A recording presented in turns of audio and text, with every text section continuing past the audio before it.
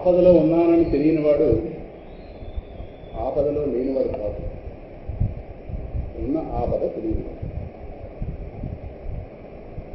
ఆపదకు సంబంధించిన జ్ఞానం లేనివాడు ఆపదలో లేనివాడు కాదు, ఆపద తెలియనివాడు. ఆపద తెలియని వాళ్ళకి ఆపద లేకుండా పోదు.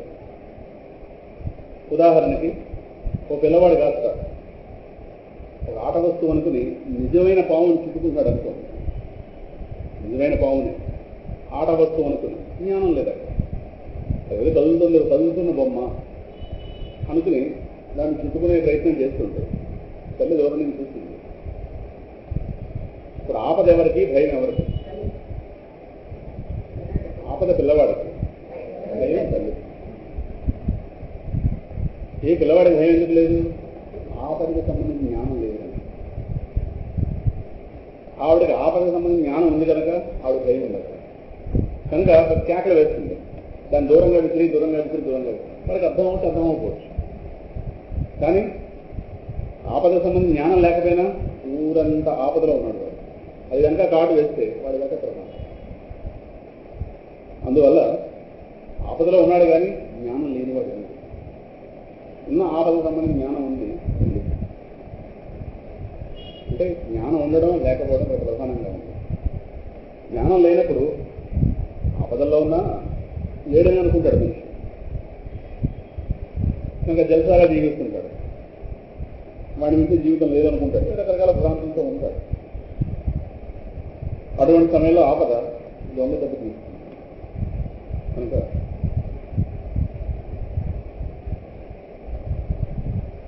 ఊరంత ఆపదలో ఉన్నా ఆపదకు సంబంధించిన జ్ఞానం లేని కారణం చేత పశువుల్లాగా బ్రతుకుతున్న ఈ జీవ కోటికి పశుపతి ఆదిశంకరుడిగా దిగివచ్చి ఉన్న ఆపదకి, నిజమైన ఆపదకి సంబంధించిన అవగాహనను అందించడం కోసం లోకానికి అనుగ్రహించినటువంటి స్తోత్రమే శ్రీ లక్ష్మీ నృసింహ కరావలంబ స్తోత్రం. ఆపదకు సంబంధించి జ్ఞానం కలిగిస్తే ఆపద కూడా ఎవరికి ఇష్టం కాదు, ఆపద ఎవరికి కూడా ఆనందకరం కాదు. కానీ అది ఉందనే జ్ఞానం లేనప్పుడు ఆపద నేను సంపదగా భ్రమపడుతుంటాను. కొన్ని ఆపదలు ఆపదగా వెంటనే అర్థం అవుతుంది, కొన్ని ఆపదగా అర్థమవు కదా సంపదగా భ్రమింపజేస్తాయి. ఆపదగా అర్థం కాని ఆపద, ఆపదలన్నింటికీ నిలయమైన ఆపద సంసార రూప ఆపద. ఆపదగా అర్థం కానిది ఇది సంపదగా కనిపిస్తుంది, కానీ ఆపదలన్నింటికీ నిలయమైన ఆపద, నిలయం, హౌస్ ఆఫ్ ఆల్ డేంజర్, అది సంసార రూప. భౌతికమైన ఆపదలు మనిషి పసిగట్టగలడు, ఎందుకంటే వాడి బుద్ధికి అందుతుంది, మనసుకు అందుతాయి, ఇంద్రియాలకు అందుతాయి. ఎదుగుండా ఒక ఏనుగు పరిగెట్టుకు వస్తుందంటే నన్ను నేను ఒక సంరక్షణలో పెట్టుకుంటాను, నాకు జ్ఞానం ఉంది ఏనుగుల ప్రమాదం అని. సేమ్ వస్తుంటే నేను భయపడను, ఎందుకంటే దాన్ని నేను అదే నుంచి వెళ్ళగలను, ఈ జ్ఞానం నాకు ఉంది. భౌతికమైన ఆపదల్ని ఎంతోమంది మనిషి పసిగట్టగలడు. ఊరంతా జ్వరాలు ఉంటే నేను ఆహార నియమం పాటించి తాగే నీటిని జాగ్రత్తగా తీసుకోవడం, ఇవన్నీ పాటించి ఆరోగ్యం రాకుండా కాపాడుకుని ప్రయత్నం చేయాలి. సంరక్షణ వస్తుందో లేదు వేరే సంగతి, అవుతుందో లేదు కానీ ప్రయత్నం మాత్రం చేయగలం, ఎందుకంటే బుద్ధికి అందుతోంది ఆపద. కానీ మన బుద్ధే ఆపదగా మారుతుంది. ఆపదగా మారిన బుద్ధి నేను ఆపదగా మారానని చెప్పడం, నేను నీకు సంపద అని చెప్తాను. అప్పుడు నమ్మినవాడు ఏమవుతాడు? నట్టేట ముడుగుతాడు.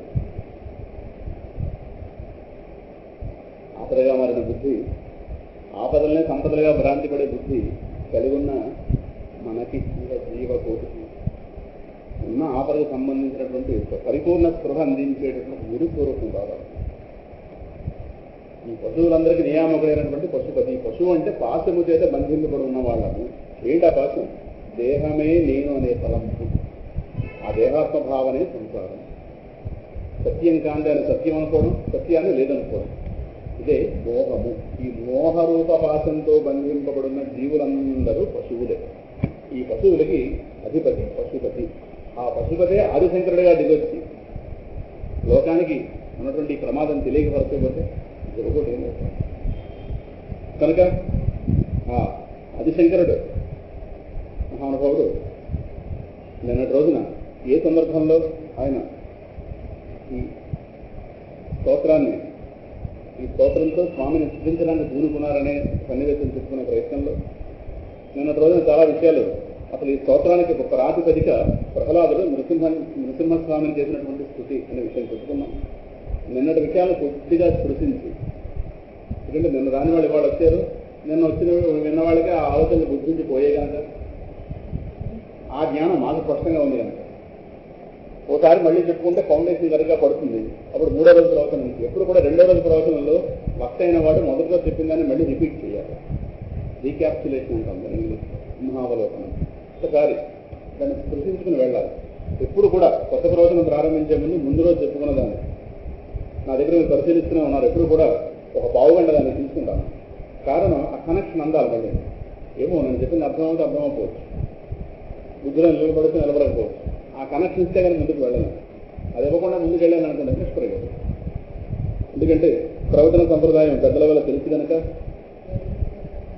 అది పాటించుకుని వెళతాను. అందువల్ల నిన్నటి రోజున ఉపనిషత్ వాక్యంతో ప్రవచనం ప్రారంభించి మీ జ్ఞాపకం లేకుండా నాకు ఉంది. తరగతి శ్లోకం ఆత్మవిధి, సాందోగ్య ఉపనిషత్తులో ఉన్న వాక్యం. ఆత్మవిధుడు శ్లోకాన్ని దాటి వెళుతున్నాడు. తరతి దాటుక శ్లోకం ఆత్మవిధి. అందువల్ల నిన్న ఒక అద్భుతమైన మాటతో ప్రారంభించాం. ఏడుపులు ఎవరికి తెలియనివి కావు. ఏడుపులు ఎవరికి తెలియనివి కావు. రకరకాల విషయాల కోసం నిరంతరం ఏడుస్తున్న వాళ్ళు. మనస్సు అసౌకర్యాన్ని అనుభవిస్తున్న ప్రతి క్షణం ఒక ఏడుపు బుట్టి, ఒక ఎన్నిటి బుట్టి. ఇప్పటిదాకా అది ఎన్ని అన్నిటి బుట్లు కాల్చిందో ఆలోచించాం. భరించలేని స్థితిలో కళ్ళంటే నీళ్ళుగా వస్తాయి, భరించగలిగే స్థితిలో హృదయంలోనే ఆగిపోతాయి. కానీ లోపల దానికి ఒక ఇన్కన్వీనియన్స్ ఉంది. ఏదో ఒక అసౌకర్యం, ఏదో తనకి ఇష్టం లేని జరగడము, తన బాధ పెట్టేవి జరగడము, ఏదో రకరకాల మనసు లోపల నలిగిపోతుంది కదండి. కనుక ఈ ఏడుపులు ఏవైతే ఉన్నాయో, ఏడుపులు లోకంలో ఆయా విషయాల వైపు వెళుతున్నాయి. డిఫరెంట్ డైరెక్షన్స్లో. ఒక్కొక్కరు దానికోసం ఏడుస్తున్నాం, ఒక్కొక్కరు దానికోసం ఏడుస్తున్నాం కదా. వర్షాకాలంలో ఊరంత వర్షం పడి ఆ నీరు కాస్త ఎక్కడ స్టోరేజ్ పాయింట్ లేనప్పుడు సముద్రంలో వృధాగా కలిసిపోతుంది. వాటికి ఆనకట్ట కడితే స్టోరేజ్ ఉంటుంది. వ్యవసాయాన్ని ఉపయోగించుకుంటే ఆయా ఫలాలు మనం పొందుతున్నాం. నిజంగా ఈరోజు ధవళేశ్వరంలో కాటన్ గారు చేసిన మహాప్రయోగం. ఆ విధంగానే ఎలాగైతే వృధాగా పోతున్నటువంటి నీటికి ఆనకట్ట కట్టి పొలాల వైపు తిప్పితే వ్యవసాయ ఫలాలు అందుకుంటున్నాము. ప్రపంచం వైపు ఇలా వృధాగా పోతున్నటువంటి ఈ ఏడుపులన్నింటికి ఒక ఆనకట్ట కట్టి దాన్ని భగవంతుడు అనేటటువంటి ఆ ధామం వైపు తిప్పితే కలిగే ఫలితం అనంతానంద రూపమైనటువంటి ఫలితం. ఏడుపులన్నింటికి ఆనకట్ట కట్టి, ప్రపంచం మీద వివిధ రకాలుగా పోతున్నటువంటి ఏడుపులన్నింటికీ కూడా ఆనకట్ట కట్టి దాన్ని ఎటువైపు తిప్పాలో అటువైపు తిప్పితే ఇప్పుడు అక్కడ మీద ఏడుపుల మేఘలో అనంత ఆనంద సాగరంలోకి చేరుతాయి. ఈ ఏడుపు రూపంగా కాలిన కన్నీళ్ళన్నీ అనంత ఆనంద సాగరంలోకి చేరుతాయి. మరి ఆనకట్ట తీసుకోవాలి. ఏడవద్దని ఆచార్యుల వారు చెప్పరు. ఆ ఏడుపును భగవంతుడి వైపు తిప్పుకొని చెప్తారు. విచిత్రమైన స్తోత్రం ఇది. ఏడుపుల సంసార వ్యవస్థలో ఉండగా గొప్పపడకుండా చేయడం పిచ్చి మాట. చాలా మంది అంటుంటాం, మీరు బాధపడగానే బాధపడడానికి ఉన్నాడు అక్కడ, మీరు ఎక్కడ వస్తారు బాధ. వ్యర్థమైన మాటలు ఏమైనా ఇళ్లలో మాట్లాడేది. మీరేమనుకోకండి, మీరే ఫీల్ అవ్వకండి, మేము ఉన్నాం. ఇదేది ఏమి రక్షిస్తాం చెప్పండి. వాడి మీద కొండపడిపోతే రక్షిస్తారా? ఇది వ్యర్థ మాటలు. బావగారు మీగా పర్లేదు, మేము ఉన్నాం. దేనికి? మీకు ఒక కాఫీ వేసుకోండి, ఒక కాఫీ వేస్ట్ వాడికి. ఆ మాట మాట్లాడే వాళ్ళు కాఫీ పోయారు. దేనికి? ఎవరికి ఎవరైనా దేనికి రక్షించగలము? మనకే రక్షణ లేదు, ఎవరో రక్షణ. మనకున్న ఆరోగ్యంగా అర్థమైతే ఈ పిచ్చి మాటలు మాట్లాడాలి, వ్యర్థం మాట్లాడాలి. బుద్ధిన వాళ్ళ అయితే వాడు భగవంతుడి పక్క చెప్పాలి, లేదా మన భక్తిగా వాడి భగవంతుడు రక్షణ పెట్టాలి. భగవంతుడు వాడికి రక్షణ ఉండు, నాకు తెచ్చుకుంటే నేను ఒక పరిమిత భావంతో వాడికి నేనేం చేయను. కానీ వ్యర్థమైన మాటలు నడుస్తున్నా వెళ్ళలేదు. మీకేం పర్లేదు, మీకేం పర్లేదు, మీకేం పర్లేదు. పెద్ద రక్షకుండా ఏంటి ఆపద అర్థం కాదు. మొత్తం మీద ఈ స్తోత్రం అందుకు ఏడుపును వృధా తీసుకోవచ్చు. ఏడుపు భగవంతుడు మనం సాధించి పెట్టే పెద్ద ఉపాయం. ఏడుపు లేకపోవడం ఎవరికి తెలియని విద్య ఏం కాదు. ఏడిపించడానికి వ్యవస్థ ఉంది, నవ్వించడానికి ఆనందం చేయడానికి కాదు. వాడు నిజంగా ఆనందంగా ఉన్నాడంటే వాడి వ్యవస్థ దాటి వెళ్ళాడు అర్థం. వాడు ప్రహ్లాద అగొడవ పక్కన పెట్టడం. అందువల్ల ఇందులో ఉన్నది ఏడవడానికి, అసౌకర్యానికి ఇందులో ఉన్నాము. 100% 100%. ఎవరికి ఎవరి వల్ల అసౌకర్యం లేదు వచ్చి మాట్లాడమని స్పష్టంగా చెప్తాను. క్షణంలో చెప్పించేవాడి వల్ల వాడికి ఏమాత్రం అసౌకర్యం. అసౌకర్యమే వ్యవస్థ. కిరసనాలో గిన్నెలో పోతే దాన్ని ఎక్కడ ముట్టుకున్నా కిరసనాలు వాసన, ఇంకో వాసన వస్తుందా? ఇంకో వాసన వస్తుందంటే విరమించడానికి మనం బుద్ధి లేకుండా, బుద్ధి లేని వాళ్ళు అయ్యారు. ఎవరి వల్ల ఎవరికైనా అసౌకర్యం వ్యవస్థ అక్కడ. అందువల్ల ఈ వ్యవస్థ ఏడిపించడానికి ఉంది. ఆ ఏడుపులేవో ఇటువైపు తిప్పితే ఈ వ్యవస్థ నుంచి విముక్తి పొందుతాము, మోక్షం పొందుతాము. ఆ మోక్ష స్వరూపుడ వైపు నన్ను దీని నుంచి ఉద్ధరించు. శేషామహం సముద్ధర్త మృత్యు సంసార సాగరాత్ అనే లక్ష్మీ నృసింహ స్వరూపం. వాడి వైపు నాకున్న ఆపదను తెలుసుకుని వాడి వైపు కనుక నా ప్రార్థన నడిపిస్తే రక్షించడానికి సిద్ధంగా ఉన్న స్వరూపం లక్ష్మీ నృసింహ స్వరూపం. లక్ష్మీ నృసింహ మమదేహి పరావరం. ఆచార్య వారికి రహస్యం తెలుసు. అందువల్ల ఆ మహానుభావుడు సంసారం దాటి వెళ్ళిపోయాడు, కానీ జీవకుడికి ఒక ఉపాయం చూపించాలి. సరేనా? అందువల్ల ఆ సందర్భంలో ఈ దివ్యమైన స్తోత్రం వచ్చింది. అందువల్ల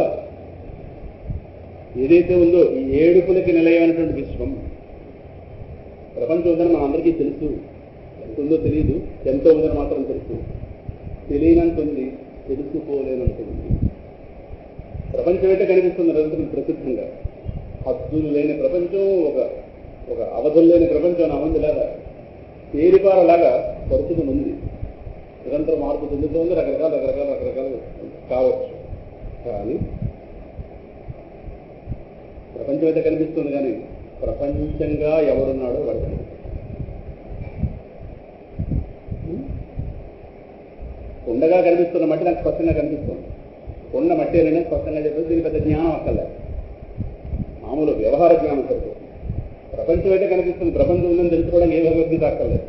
ప్రపంచ రూపంగా కనిపిస్తున్నవాడు ఎవరు? ప్రపంచ రూపంగా ఉన్నవాడు ఎవరు? ప్రపంచం స్వతంత్రమా? లేదు, ప్రపంచ రూపంగా ఒక కనిపిస్తున్నాడు. ఇప్పుడు కుండ మట్టిలో, కుండ స్వతంత్రం కాదు, మట్టి స్వతంత్రం కంపారిటివ్గా. కుండ ఒక కాలంలో ఒక కాలంలో తయారయ్యింది, స్వతంత్రంలా కనిపిస్తుంది, స్వతంత్రం కాదు. అందుకే ఒక టైంలో పోతుంది. మట్టో మరి ప్రపంచం కనిపిస్తుంది, సత్యమా? నాకు సత్యంగా కనిపిస్తుంది. నా బుద్ధిలో భ్రాంతి ఉంటే ఇది సత్యం అనుకుంటాను, వేరే సంగతి. కానీ ఇది సత్యమా? దీనిగా కనిపిస్తున్నవాడు సత్యం. అసలు దీనిగా కనిపిస్తున్నవాడు, దీనిగా కనిపిస్తున్నవాడు అందరికీ కనిపించదు. వాడి కోసం పరితపిస్తే కనిపిస్తుంది. అలా పరితపించిన వాళ్ళు ఋషులు. వాళ్ళు కనిపించాడు, వాళ్ళ దర్శనం అయింది. వాళ్ళ హృదయాల్లో పరమాత్మ దర్శనం చేశారు. విశ్వము రూపముగా కనిపిస్తున్న వాడిని దర్శనం చేశారు వాళ్ళందరూ. ఆ దర్శించినటువంటి అనుభూతిని వాళ్ళ బోధన లోపల లోకానికి అందించారు. ఇక ఆయా గ్రంథాలు అందించారు. ఈ ఋషుల వాంగ్మయం ఏదైతే ఉందో, ఆర్ష వాంగ్మయం, ఆర్షులు అంటే ఋషులు అర్థం. ఎందుకంటే ఆర్ష సంప్రదాయం వాళ్ళ ద్వారా అందిన వాంగ్మయమే ఈ గ్రంథాలన్నీ కావచ్చు. అయితే వాళ్ళు పొందిన అనుభూతి వాళ్ళకే పరిమితం. ఎంతో అందించగలిగారు, కానీ కొంత మాత్రం అందించగలిగారు. ఎందుకంటే మాట ద్వారా ఎక్కువ అందించలేదు. సరే, ఇలాగా మహత్తులు వాళ్ళ సేవలు చేశారు లోకానికి, వాళ్ళ ద్వారా సేవలు పొందవు కావచ్చు. కానీ ఈ విశ్వముగా ఎవరైతే ఉన్నాడో వాడిని ఈ విశ్వములోని వారికి విశేషంగా ఆవిష్కరింపజేసినటువంటి అగ్రగణ్యంలో పెద్ద ప్రహ్లాదుడు. పిల్లవాడు సామాన్యుడు, పిడుగు, మహాపుడు. మాట సరిగ్గా పట్టుకున్నారా లేదో. విశ్వంగా ఉన్నటువంటి వాడిని, విశ్వంలో ఉన్నటువంటి వాడిని విశేషంగా సాక్షాత్కారం చేస్తారు. మనం అనుకోవచ్చు ఆ సన్నివేశంలో ఉన్నది ఇద్దరే కదా అని. కావచ్చు, దాని భాగవత రూపంలో కొన్ని కోట్ల మంది పట్టుకున్నామో లేదో వేరే సంగతి. కానీ వాళ్ళు కలిగించవలసిన ప్రయోజనం కలిగించే వెళ్ళాడు పిల్లవాడు. అందువల్ల హస్త ప్రహ్లాదులు లోకానికి పెట్టిన భిక్ష ఏంటి తెలిసిన? నృసింహ రూపం. లోకానికి శిక్ష పెట్టాడు. ఏటో భిక్ష. ఇవాళ దేశంలో నృసింహాలయాలు ఉన్నాయంటే పిల్లవాడు పెట్టిన శిక్ష. దేశంలో ఉన్న నృసింహాలయాలన్నీ ప్రహ్లాదు వల్ల రాలేదు. నృసింహ రూపం అంతా ప్రహ్లాదు వల్ల. ఆయా ఆలయాలు ఆయా కారణాల వల్ల వచ్చాయి, ఆయా వాళ్ళ వల్ల వచ్చాయి. కానీ ఒక నృసింహక్షేత్రం మాత్రం ప్రహ్లాదుడి వల్ల వచ్చింది. That is none other than సింహాసురం. మన భాగ్యం అది, మన సౌభాగ్యం అది. ఆ పిల్లవాడలో సాక్షాత్తుగా వచ్చినటువంటి ఆలయం, సాక్షాత్తుగా వచ్చిన క్షేత్రం. ఆ క్షేత్రానికి సమీపంలో మన జీవితాన్ని కొనసాగించుకుంటున్నాం. చాలా అదృష్టం. సింహాచల క్షేత్ర మహాత్మ్యంలో ఒకటి ఉంది. సింహాచలం పర్వతం వైపు తిరిగి నమస్కరించిన, సింహాచలం ఊర్లో ఉన్న వాళ్ళతో సంబంధం పెట్టుకున్నా, స్నేహ సంబంధం కావచ్చు, ఇంకో సంబంధం కావచ్చు, సింహాచలాన్ని స్మరించిన, సింహాచలం ఊర్లో జన్మించినా సింహాచలంలో మరణించిన వాడు మళ్ళీ పునరాగతి లేదు. ఈ క్షేత్ర మహాత్మ్యంలో ఉంది. నెక్స్ట్ మనం రాబోయేటటువంటి 2వ ఎడిషన్ పుస్తకం ఏదైతే ఉందో వైకుంఠ ఏకాదశి, అందులో సింహాచల క్షేత్ర మహాత్మ్యం కూడా కలిపారు. అందులో ఈ పాయింట్స్ ఉన్నాయి. ఇవన్నీ కూడా సింహాచల క్షేత్ర మహాత్మ్యం అనేటటువంటి స్థల పురాణ గ్రంథంలో ఇవన్నీ ఉన్నాయి. వాటిని యథాశక్తి శీర్షికలోకి తీసుకొచ్చాను. అది ఒక న్యూ ఎడిషన్, నెక్స్ట్ రాబోయే పుస్తకం. ఒక లక్షం తగ్గించాను. అందువల్ల ఆ క్షేత్రం యొక్క ప్రశస్తి. సో ఈ లోకానికి ఆ పిల్లవాడు పెట్టిన శిక్ష నృసింహ రూపం. నృసింహ రక్ష పెట్టి వెళ్ళాడు. అనంత కోటి నారసింహాల రూపమైనటువంటి రక్ష పెట్టి వెళ్ళాడు భారతదేశానికి ప్రహ్లాదుడు. సరే, గ్రహించడానికి మనకు అదృష్టం ఉండాలి కదా, దురదృష్టవంతులు కనుక.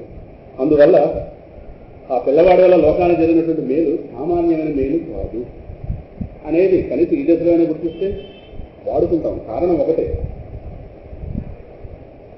పిల్లవాడి చేత ఆవిష్కరింపబడిన వస్తువు సర్వగత వస్తువు అనేది కూడా నేను చెప్పుకుంటూ వెళ్ళాం. మనం రోజు వెళ్ళి ప్రతిపాదించుకున్నాం, ఒకసారి స్పృశించుకుంటూ ముందుకు వెళుతున్నాం. ఎందుకంటే ప్రమాదంలో ఉన్న స్థితి, ప్రమాదంలో ఉన్న ఒక వ్యక్తి, నేను ఉదాహరణ చెప్పినట్టు నేను అమాంతంగా జారిపోతున్న దశలో పక్కనే ఉన్న వస్తువును పట్టుకుంటాను, కానీ ఇక్కడ ఉన్న వస్తువు నేను పట్టుకోలేను. ఇప్పుడుగా జారిపోతుంది, కిటికీ పట్టుకుంటాను. కిటికీ దగ్గరలో ఉంది కనుక నాకు ఏది దగ్గరలో ఉంటే దాన్ని పట్టుకుని అప్రమాదాలను రక్షించుకుంటానేమో, కానీ ఇంట్లో ఉన్న కిటికీ, ఆఫీసులో ఉన్న కిటికీ ఇక్కడికి రావాలి. ఆ పిల్లవాడి చేత ఆవిష్కరింపబడిన తత్వం సర్వగత విష్ణువు, సర్వగత అంతటా నిండిపోయినవాడు.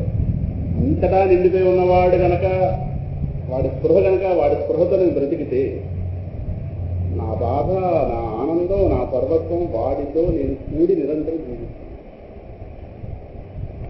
అసలు భగవంతుడితో కూడి జీవించిన క్షణం అంటూ ఉంటుందా ఈ స్పృహలో నాకు? కానీ ఇవాళ స్పృహ ఎంతమంది ఉన్నాం? ఏమి ఒకటే, లోకంలో ఆయా పెద్దలు అందించినటువంటి ఫలితాలను మాత్రం చాలా హాయిగా అందుకుంటున్నాం.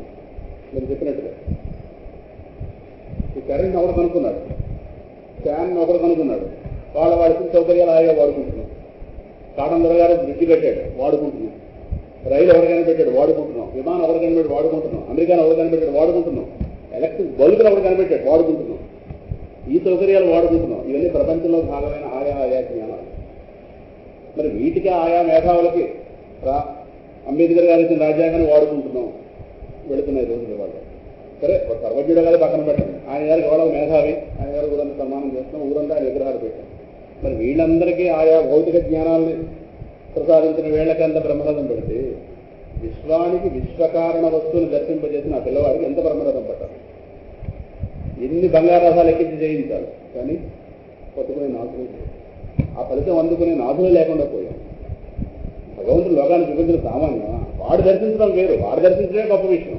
అటువంటి లోకాన్ని చూపించడం అంటే వాడికి ఎంత భక్తి ఉండాలి, వాడి హృదయాన్ని వీడు ఎంత జయించాలి, వీడు వాడిని ఎంత సొంతం చేసుకోవాలి, ఏ సమస్యలు ఏమైనా. కానీ ఆలోచించడానికి మనకు అంత సంస్కారం లేదు, ఆలోచించడం వల్ల కట్టరు యథార్థం. ఆ పిల్లవాడు ఇంత ప్రయోజనం కలిగిస్తే, భగవంతుడితో కూడి జీవించడం ఉగ్గుపాల నుంచి ఆ సంస్కారం పిల్లడిని నేర్పితే రాదు. భగవంతుడి కోసం వాడు ఇంటి ఇటో చూడాలా? అసలు వాడు బాధ కానీ, వాడు ఆనందం కానీ ఏదైనా సరే పరమాత్మ కూడి అనుభవించడా? ఎందుకు వాడు ఇంకో తోడు వెతుక్కుంటాడు జీవితంలో? పరమాత్మ రూపంగా ఉన్న తోడుని గుర్తించలేకపోతున్నాడు. అసలు వాడికి ఇంకో వస్తువు కావాలా?